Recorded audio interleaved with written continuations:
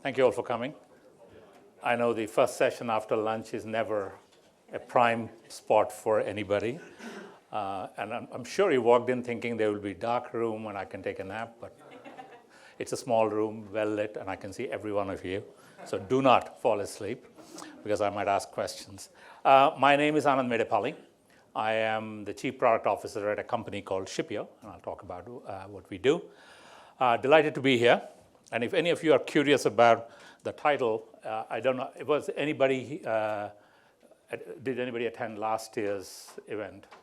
No? Nobody? Okay. All right. Well, I can then spin tails, can't I?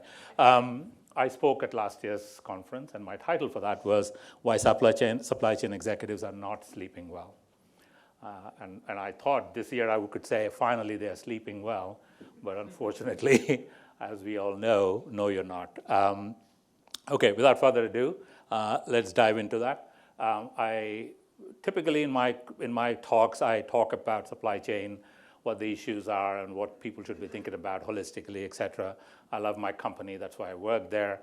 I do promote what Shippeo does, but I typically don't talk much about it, much to my sales leader's chagrin. But today I will do a little bit of that, so you have to indulge me because there are some points I want to make about what we do. So we are a real-time visibility provider. We are based out of Europe, France particularly. I'm based here in London, and we actually have got an impressive roster of not only experts in our company, but how many systems we are connected to, how many countries that we are able to track in order to provide visibility into the supply chain, the whole 9 yards. I'm happy to talk more about that. Analysts like us, and not in the sense that, I mean, analysts do say that our product is good, which is always nice to hear. I'm a chief product officer. Somebody saying that what we build is good. But the thing that I love about the fact is that our customers actually do love us. I mean, I've been in this industry long enough, and I've been in software long enough. My gray beard should tell you that. This is something that I'm very proud of, that our customers, and this is independently done by Gartner. We don't even know who they're reaching out to talk about in this category, who they talk to. We get a lot of endorsement from analysts like Gartner, but in particularly Gartner. So our product strategy, platform capability is great, but customer experience is a big deal, and we take that very seriously. And of course, if you look at the customers with proven business cases, we work with the who's who in different industries. We cut across many industries. If you have a supply chain and you actually ship goods in that supply chain, whether as finished goods that are going to your customers, or you are waiting for stuff to arrive in your factories or wherever you make your goods, we know how to track that. Whether you're tracking those, whether you're doing road transportation, ocean transportation, barge, rail, road, name it, we can track it. And we do it well. Okay, so that was the Shippeo plug. Now let's talk about the thing. Again, I presented this slide last year. And last year, things were actually looking good. How many of you are familiar with this Federal Reserve Bank of New York Global Supply Chain Pressure Index, GS? Yeah, I think this has become a norm for us all to look at, particularly during the COVID period so this line, you want to be near the zero. This basically, they take data from both the supply side, so they look at all the supply in the supply chain. And then they use the procurement managers index and things like that to get a feel for what the demand side is looking like. So in some sense, they are giving you a notion of how well demand and supply on a macro level are balanced. So they have some economic models behind the scenes that they crunch data. They went all the way back to January 1998 when they started collecting all the data, or they collected all the data, and they started publishing this around the COVID time. And the higher you are from the zero line, the more stressed the supply chain is. Supply is at a premium, very difficult to get things through. That's what those points are. Below that means that there's a glut of supply, and supply is enough, and you can actually manage what you need to do in your thing. So that's the interpretation, roughly. So last year when I was talking about this, I said, hey, things are looking down. Maybe there are other worries to worry about. And look where we are right now in this corner here, where this is as of January, we have managed to creep up above the zero line again for the first time in a long time. And we know the reasons. I mean, I don't need to talk about it. We overcame the pandemic and we learned quite a few things about the supply chain, that actually demand side stress was always there in the supply chains. We know that. All you had to do was to look at your strategies when you went into your Christmas period or your Thanksgiving period if you're in the US, et cetera. You knew that there was demand surge and you had strategies to manage your inventory. What we didn't realize was that actually similar stresses exist on the supply side, but we never see that come to the fore. And COVID exposed that weakness in the supply chain, that actually the supply side can also be a problem. And now both sides are a problem, and the volatility in both needs to be balanced on a continual basis. And what this is showing is that these volatilities are not necessarily just because for any other reasons, but geopolitical events and globalization that has taken place is causing some of this underlying turmoil. We know this. I don't need to belabor the point. So this has come back up again. So deja vu all over again. So extreme volatility is probably a phenomenon that we just need to live with going forward. That nothing is ever going to be stable. Some Greek philosopher famously said that, right? The only constant is change, and that nothing else stays the same. So extreme volatility has to become the norm that we all have to live with, and that's okay. I mean, we are human beings. We can persevere. We can get through things. I mean, we are getting through our cost of living crisis. Hopefully, we'll get through the geopolitical tensions that are raging in the form of wars all over the world, et cetera. We will get through these. What is interesting about volatility is that what it results in. It's not the volatility itself that's a concern for human beings, as I said. What it results in is uncertainty. What is it that will happen next? And that's the challenge that we find difficult. And the more you can anticipate it, the more you're prepared for it actually is better. I don't think you can anticipate it anymore. You can anticipate volatility. You can't anticipate what will it result in, but you can be prepared to deal with it. And that's the point of that. So we have bandied this word around, resilience. Let's be resilient. Resilient supply chains. I can make you resilient. Supply chain risk management will make you resilient. All these have been bandied about. And I'm one of those who bandied it about, by the way. Last year, I talked about resilient supply chains and what does it mean and why they are important, et cetera. I still believe they're important. No question about that. But why aren't we there yet? We are not in the resilient supply chain world yet. So is resilience really likely? Is that something that we can achieve? Let's look at a couple of three telling statistics that this recent Capgemini white paper came out. Oh, I made a link of it so you can't see what it is. I'm happy to share that. But first one is a Gartner statistic. 95% of companies will fail to enable end-to-end resiliency in their supply chains by 2026. This is, I believe, a year ago that came about, and it's been validated again that this is true, that 95% of the companies won't get their resiliency, they won't have resiliency in their supply chains. Yet, resiliency was the topic du jour for the last couple of years, since COVID came about, actually, last 3 years, if you think about it.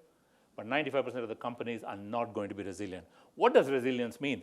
Last year, I presented this again. Thank God none of you were there, so I can repeat it, and you can all be impressed with it. I really wanted to understand the word resilience. Where did this come from? How has this become part of our vocabulary? Not just because in supply chain, anywhere else. My kids are of an age where they're extremely familiar with the concept of mental health. At their age, I just was oblivious to it. Either I was nuts or whatever it was, I was just oblivious to it, but they are very tuned into that. So I really wanted to understand it. And lo and behold, the word resilience comes literally from psychiatry.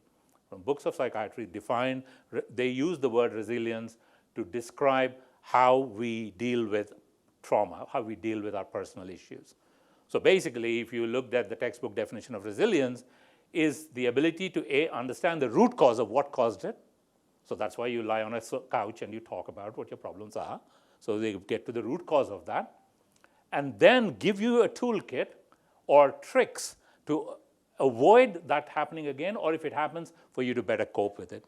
So resilience is if a disruption in the context of supply chain, therefore, if a disruption happens, you don't break. You absorb it, you figure a way out, and then you learn it, and hopefully you are better prepared the next time around. But 95% of the companies don't seem to be ready for it. Second, 80% of organizations consider they are not equipped to handle supply chain challenges consistently.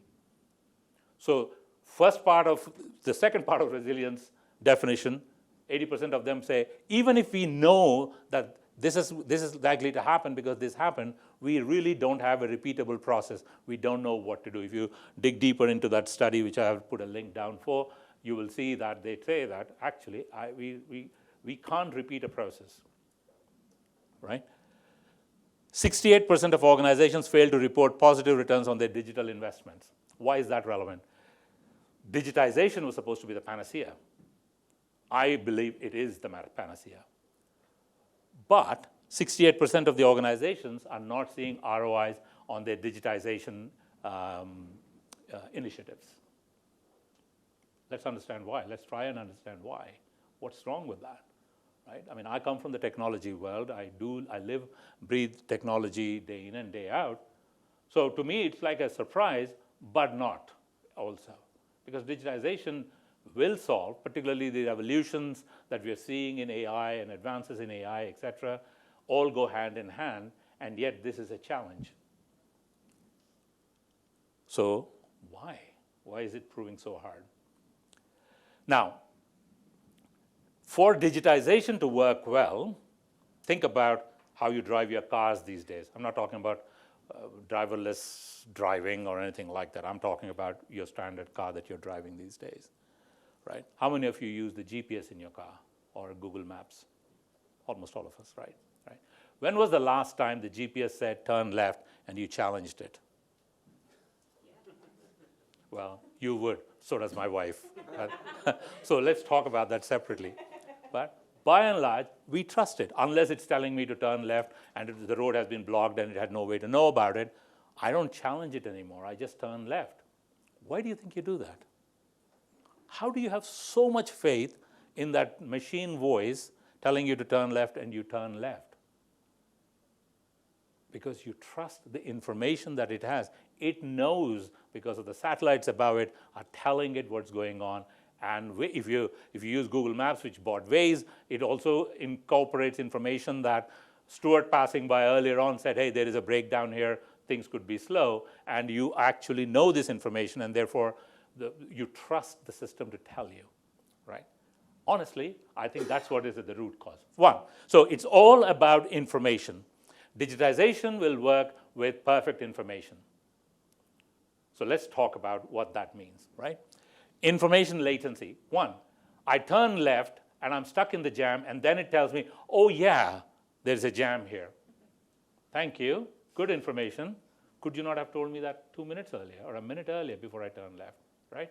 Information latency it kills productivity in supply chains. So let's take this simple example of logistics. A truck departure got delayed. The carrier dispatcher got to know about it.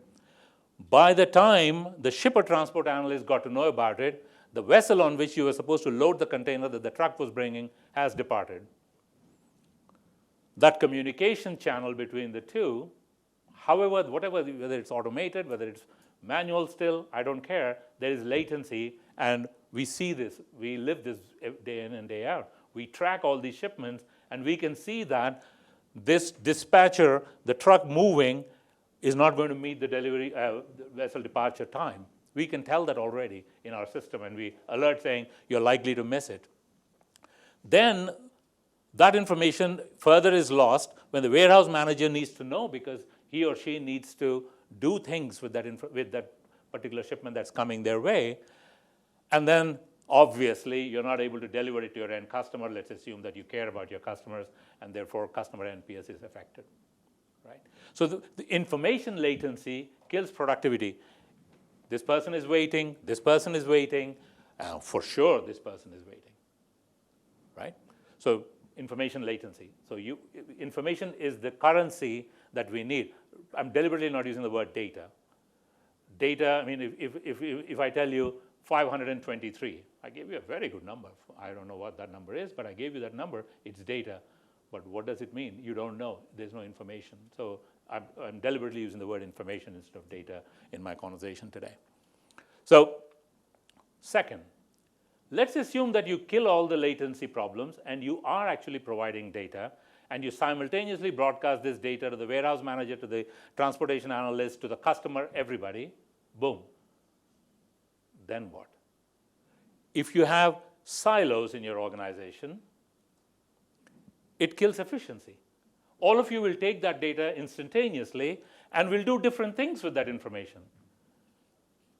Right? So you have to know about this, that information silos kill efficiency. So is there a way to actually see that I take an action and it is informative to everybody else so that nobody can do the same thing over and over again? Third, let's assume that you solve the latency problem, you solved the silo problem. The problem with, and this is where I spend more than 50% of my time, is this topic for my customers. Information quality. We look at this and we go, what a beautiful picture. I got all the data that I need, all the information that I need. But what is hiding behind it is blurriness or missing information. What we don't know is the missing information correct? In other words, maybe there shouldn't be something there. Or if it is missing, how can we fix that? So the information quality is suspect. And that is, and believe it or not, I mean, for Shippeo, we spend an inordinate amount of time on this topic because this is why our customers actually buy anything from us. And why do they care so much about it? Because these days, the cadence between planning and execution has reduced so much, and so many disruptions are taking place. And some customers of mine talk about tens of thousands of disruptions a day. They don't have time to verify whether the information they got is right or wrong. They have to just act on it. So like you turning left when the GPS tells you, they want me to tell them, you can trust the data. And a lot of digitization efforts fall apart because of this one point here, the information quality. You can, before I came to Shippeo in October of 2021, for 4 or 5 years, I actually ran the products for an AI company. In fact, if you Google my name and Google the word Knowledge Scout with it, you will see that we released a product that today is known as ChatGPT in the world. I'm not saying we built ChatGPT. It was a precursor to ChatGPT. We were actually able to help companies ask questions of all the knowledge base that exists in their building to know what to do next, right? But back in the day, the challenge was the algorithms. These days, you just download ChatGPT and you can build your own GPT. Did you know this, by the way? You don't need to ask anyone. You go to OpenAI, you can download the ChatGPT version for yourself. You have the entire power of ChatGPT at your fingertips. What don't you have? What you don't have is your data in the coherent manner. And this is what is killing any advances in AI. If you don't have the right data, models are no longer the problem. When I was running products, building the right algorithms was the challenge that I had more than the data. Nowadays, it's not the case. So this is a big issue. 4, information adaptability proves to be difficult. What do I mean by this? Last year, I conducted on behalf of a conference, they invited me to conduct a 2-day roundtable with chief supply chain officers. It was a wonderful event. And so on day 1, we discussed problems. On day 2, we discussed solutions. And on day 3, I had to get up on stage and present what we discussed and what we found. So there were a lot of things. I'm happy to chat with you about all those things, but I want to mention one. One of the chief supply chain officers was the chief supply chain officer for a CPG company out of Ukraine. A highly articulate person, really knew what he was doing, and he said, we are Ukrainians. We know how to build machine learning models. We know how to build software. We are very good at that. But guess what? We woke up one day, and 12 million of our customers physically walked out of Ukraine. Literally walked out of Ukraine. And I wanted my system to know about that so it could adjust my inventory policy. And we are very proud of our systems. We just could not. So his problem statement wasn't about, oh, this is a problem in supply chain and that's a problem in supply chain. His problem statement to me was, systems need to be flexible. adaptable, scalable at the drop of a hat. It's one thing to say you got so many disruptions and I got a software solution for you that I can help you solve it with. It is something else to say to me that my systems can automatically adapt, or at least with a little nudge and a wink, I can actually move things around. So he said overnight we went back to spreadsheets and telephone calls. And to just finish the story, and this is an interesting one, I digress from it for a second. And then he said the second thing that they did was they had to employ what they are calling a zero inventory strategy, right? I mean, we know just-in-time strategy, they implemented a zero inventory strategy. Why? Because they said we were scared of storing anything in any warehouse lest a bomb fall on it. So whatever strategy we had to do, our inventory had to be on the move, physical move, not just move as in our conceptual move, it needs to be on a truck. So visibility is the absolute top criterion for them going forward. And tracking that is super important. So he was very happy that I was the chairperson of that thing. He was chatting with me about that. But his problem blew my mind, saying, and that's why last year I didn't talk about this, but now in my own team, I'm pushing my team to think about how can we make our system so flexible that if things changed on their head, we can actually pivot with our customers to help them with their issue, right? So this information adaptability proves to be very difficult. Even the modern systems find it very difficult. So the challenge, and this is a challenge to the vendors, but most importantly, challenge for you as well, as you look at systems, are your systems adaptable, is a question you must ask yourself at all times. All four of these are critical for you to achieve resilience. Why? If you go back to the definition of resilience, root cause, I need to understand what's going on, and I need a toolkit to overcome that disruption, right? And the second aspect of it is information is the currency for digitization. There's no digitization without accurate, proper, just-in-time, contextual information in your system. So I'm not surprised that they are missing out on the promises that they felt they could make to themselves. So how should we go about these challenges? Now I put on my Shippeo hat again, and here we go. So first and foremost, if you agree with me that information is currency, let's get that right. So, we are visibility provider. We are where the rubber meets the road, literally and figuratively, right? We are the ones who track your shipments on the move. So everything else is planned, everything else is vaporware till you actually load that shipment on a truck or on a boat or wherever it is, and it starts moving. That's when it gets real, and that's where we stand at all times. So you got to get that data, and increasingly my conversations with my customers is about, okay, great, we want to be able to track what's going on, but actually, can we use that data to plan better? Can we use that data to change plans as we see disruptions happen? So therefore, getting this data, whether it is physical data through the transport or contextual data such as risk, news, weather, social, etc. I'll give you one very small example as to what I mean by this. The Red Sea crisis took place. A lot of our customers have had their containers on ships destined towards the Red Sea, particularly China to Rotterdam once. We also had some customers in the southern hemisphere who were trying to use the Panama Canal, and there was a different problem there, the drought, as you know. That wasn't as big a deal as the Red Sea one was. Red Sea was pretty dramatic. So we very quickly in our platform were able to identify all those. We created alerts around them, and we actually showcased those, and they were able to take exceptions, etc. But here was the interesting thing. Our systems literally could not pick up, that's the boat, yeah, literally could not pick up the fact that the ships have changed their trajectory. They are not going through the Red Sea anymore. Why? We rely on the ocean carriers telling us what is going on. Ocean carriers, to their credit, did not, in their defense rather, they did not have time to update anything in their systems. They just told their pilots, the ship captains, don't go there, go via the Cape of Good Hope. Right? So that happened.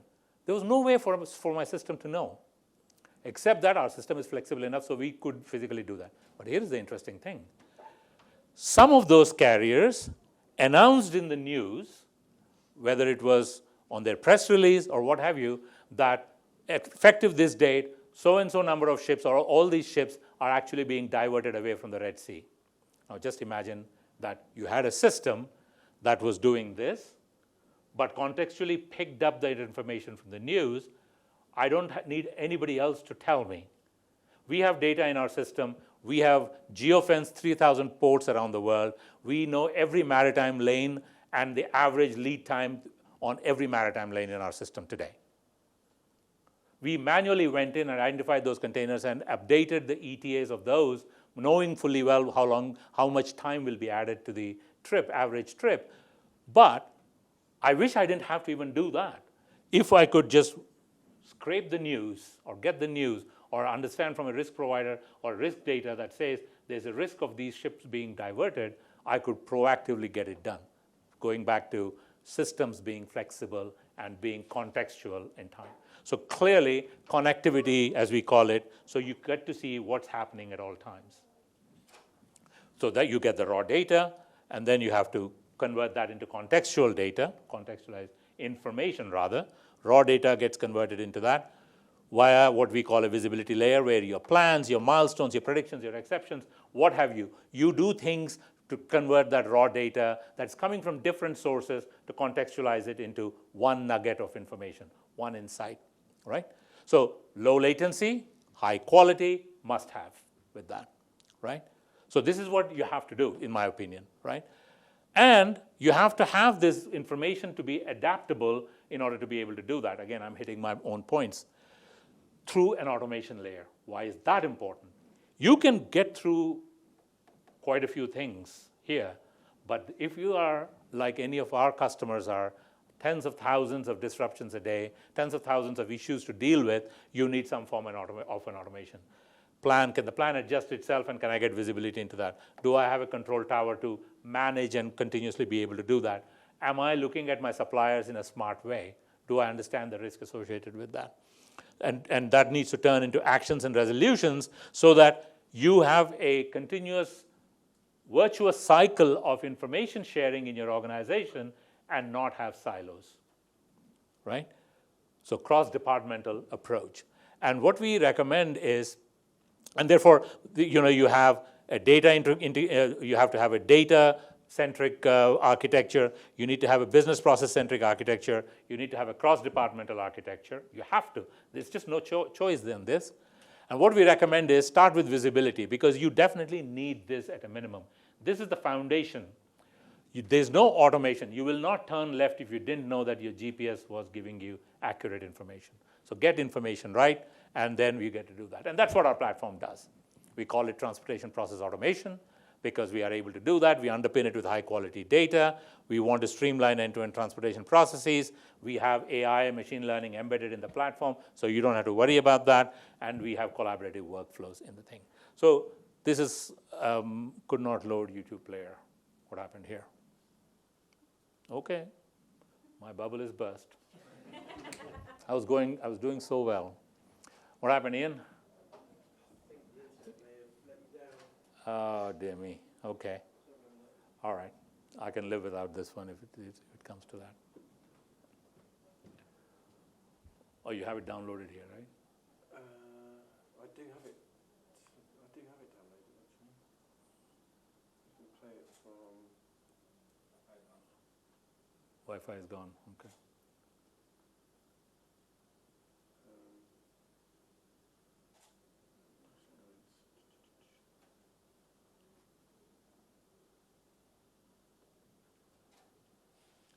That's all right.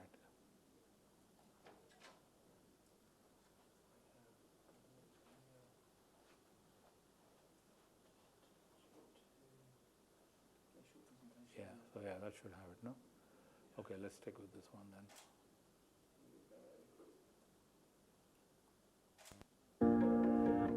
Okay, it's a bit of marketing now thing, you can but get more it value explains from what your TPA real-time is. So bear with transportation me. visibility with TPA. Short for Transportation Process Automation, TPA introduces a new automation layer on top of existing systems and processes across your ecosystem. Underpinned by Shippeo's high-quality visibility data, TPA bridges data silos and orchestrates transportation processes from planning to payments to evolve from decision support systems to decision-making systems. Take, for example, Lauren, a production manager in a plant waiting for parts to arrive in this truck.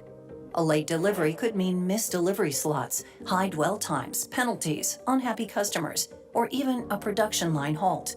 Powered by high-quality visibility data, TPA helps Lauren avoid all this. It offers her a single source of truth on the location and status of her delivery. It predicts the delay and alerts Lauren to which parts are on the truck and how their late arrival might affect production. The platform then uses advanced AI and orchestration intelligence to recommend next best actions. Depending on the objectives and constraints set, the system autonomously triggers actions, ordering the WMS to reallocate parts from another warehouse, and creates an expedite in the TMS to ship them urgently. And when the platform cannot act on its own, workflows guide Lauren along with other users and trading partners through next best actions to prevent domino effects downstream. The system then learns how Lauren and others respond to enable even greater automation in response to future disruptions. TPA doesn't just help with day-to-day execution. Use rich visibility data in digital twins to run what-if scenarios, to identify risks and optimize supply chain plans. TPA also makes teams more autonomous. Procure-to-pay processes are faster, and invoicing is more reliable. Collaboration between trading partners for transport or disruption recovery plans is seamless, and IT support requests are reduced. Okay, that's good. Lest you think that I was just blowing some marketing smoke, not true. We actually built this and delivered this with Renault, who is a marquee customer of ours, the car maker. They have built a logistics control tower with us completely embedded in it, with the help of Google with their infrastructure, the machine learning infrastructure, and their external data, the social news events, weather data that I talked about, and built some machine learning models, married their material, their MRP plans and transportation plans. 35 plants worldwide use this. The plant managers drive their entire plant work through this particular approach. And this is them talking about that. I'll have to give a voiceover in that. This is their video that they have shared as to how their thing works. And I'm giving you this notion, giving you this idea about how they have dealt with in terms of their resilience requirements. So this one is a real situation where a particular truck is arriving from from Turkey into the European Union and is stuck at the border because of congestion. Now, this is a creative flourish, and they and they looked at it that there is this particular transport that's at risk. This is the plant manager, knows that this transport is at risk, and then he looks at the part and says, that's my critical shipment. They call it reference critique, critical reference or critical SKU, that's at risk, and is evaluating whether how big a deal this is, and puts it on a queue for somebody to solve it, highlighting it and somebody to solve it. I got 10 minutes. Why? 10:40, it says 10:39. Yeah, I got, so I'm not giving up my time. And this queue manager, or let's call it the queue manager, some expert is now figuring out what to do about this. So that machine learning models is giving alternatives, and they have some scenarios, and it's basically saying it's likely to cost you 3,000 euros to get that part going, and they're looking into the options that they have, and they're saying, okay, apply this particular scenario, and I will tell you what that scenario is. So they're basically saying, route an extra driver to that spot because that particular driver has run out of time waiting at the border. You have rules and regulations in Europe. And so therefore, they basically then have integrated this into their carrier portal where they put in a request for an extra driver to be expedited. And in this case, it is Evals, who is their carrier, who expedited a driver there. The other alternative scenarios that they had were something like, can some other does another plant have an extra part? Can we use that? Can we reroute the shipment? The point about this is, when things go wrong, no matter how big a company or how small a company you are, you probably have 3 to 4 degrees of freedom. You don't have infinite options to fix that. What you have to do is to really distill it down and say, okay, these are the 4 things. and under what circumstances, which of those 4 things is your answer to resolve that particular issue is the way to go about that. But in order to be able to do that, you have to configure those, and you have to trust the system to take care of it. For that system to be able to take care of it, it needs high-quality information inside it. And that's where Shippeo comes in and helps you with that. So if you look at what TPO does, I'll build this because I want to make the point. So where we sit is literally in the center, getting your end-to-end supply chain sorted. So pre-transport, whether it is planning or order capturing or supplier visibility, clearly in transport where we actually get order visibility, control tower, we have a carbon module that actually predicts your scope 3 emissions or calculates your scope 3 emissions at a shipment level. It's as granular as you can get. It can take in primary data such as the fuel consumption, tire pressures, et cetera, engine types, et cetera, if you have it. Otherwise, we use model data. We are GLEC certified. So we can actually give you that information in order to feed your planning for the next time. And then post-transport, this is where we actually, a year and a half, 2 years ago, we always had this idea that this data must help beyond just track and trace. And we really realized it when we went to a very big beer manufacturer who's a customer of ours, and we basically went to discuss with them, like, how is it going? Show us your case study. And they basically said, yeah, we love the fact that we can track, but our actual business case is coming from our CFO's office. I'm like, well, what? So they basically started using the exact timestamp of delivery that we have in our system to calculate their invoices. And they cut down their chargebacks and penalty discussions by 60, 70%. And that itself started giving them €500,000 a year back in unexpected benefits. That's when we said, okay, that data does work. So that's why finance uses it, and of course performance measurement. But the key point is that our vision and our point is we have the data and the information to enable your entire end-to-end supply chain and keep it cyclically. And this is super critical because planning and execution are no longer 2 separate things. I have a gray beard, so you know that there was a time when I would plan, play golf badly, and then come back and look at my execution. Those days are gone. My golf game is dead. I plan. Who knew that the famous philosopher Mike Tyson would be so right? Everybody has a plan till they get punched in the mouth. That's what he famously said. So true of our life these days. So logistics. This is another beauty of our world. If you look at manufacturing companies, their processes are brilliant. They have adopted the best processes inside. Their logistics processes suck. I never could figure that one out, but it is so true. So it's time to turn logistics as a strategy and climb this maturity curve. We're going from reactive where, oh, disruption happened, what happened, why is your driver not getting here on time, to reactive supply chains where you capture the information, check everything that you can do to eventually get to automated supply chains. And this is real. Renault's inbound logistics is here, right? And everybody can get up this mountain. The currency is information and data as it's happening and turned into contextual information that not only can you do something with it right there and then, but also go upstream and fix things so that that process is not repeatable. So in other words, let's go back to psychiatry. There's another famous saying, insanity is doing the same thing, expecting a different outcome. Let's not repeat that silly mistake. Instead, let's do something about it. And that's what Shippeo is all about. I thank you for your kind attention. If you have any questions, happy to chat and happy to answer.